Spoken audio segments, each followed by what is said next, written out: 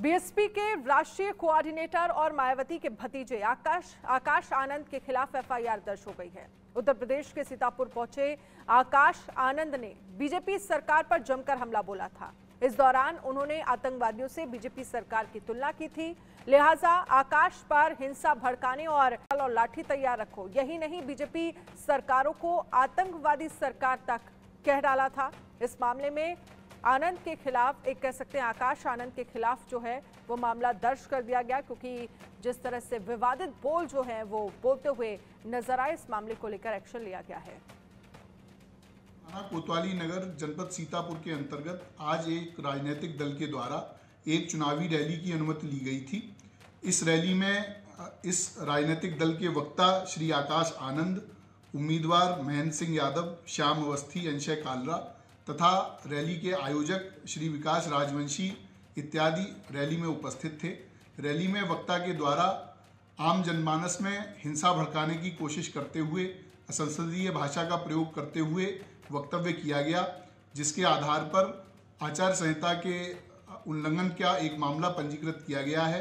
इसमें धारा 171C, 153B, 188, 505(2) तथा आरपी एक्ट की धारा 125 के अंतर्गत अभियोग पंजीकृत किया गया। बच्चे भूखे रहे, जहां बहन बेटियों पे अत्याचार हो, जहां युवा बेरोजगार हो, जहां जनता फ्री राशन के नाम पे गुलाम बना दी जाए, ऐसी सरकार आतंकवादियों की सरकार होती है।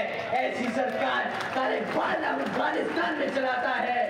साथियों, इन सरकारों ने, भाजपा की सरकार बुलडोजर की सरकार नहीं, यह आतंकवादियों की सरकार है। अपनी आवाम को गुलाम बनाकर रखा है। ऐसी सरकार का समय आ गया है अब खत्म होने का, और यहाँ पर बहुजन समाज पार्टी की सरकार बनाकर, बहन जी को प्रधानमंत्री बनाकर यहाँ पे उत्तर प्रदेश में बहुजन समाज पार्टी का राज कायम करने का। आकाश आनंद के विवादित बयान पर बीजेपी के प्रवक्ता राकेश त्रिपाठी ने पलटवार किया और कहा है कि बीएसपी को इसका खामियाजा में उनको ज्यादा से ज्यादा सुर्खियां मिल सकें, इसलिए जानबूझ करके रोज कुछ ना कुछ विवादित बयान देने का प्रयास कर रहे हैं। लेकिन भारतीय जनता पार्टी के संदर्भ में जिस प्रकार की उन्होंने टिप्पणी की है, इसका खामियाजा उनको निर्वाचन आयोग के द्वारा भी भुगतना पड़ेगा और जनता की अदालत में भी भुगतना पड़ेगा। भारतीय जनता पार्टी के संदर्भ में की गई टिप्पणी उनको बहुत महंगी पड़ेगी।